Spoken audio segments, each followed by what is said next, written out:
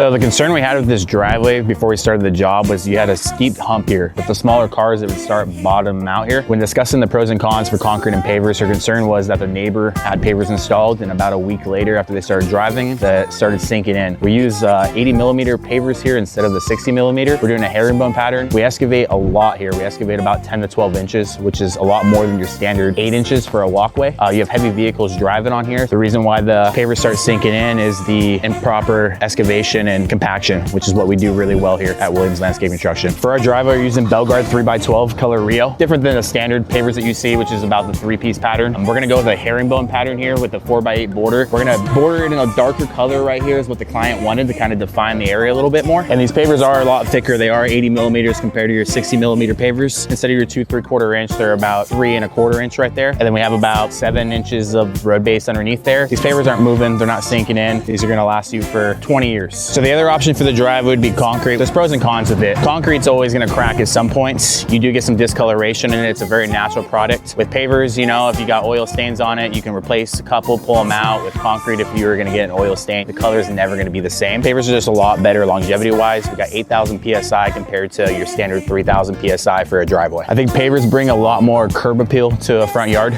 It's more of a wow factor. Concrete, there's some ways that make it look nicer, adding turf, top cast finish, but at that point, you're pretty much paying for the same price you are with pavers. I just think pavers are a way better option longevity-wise.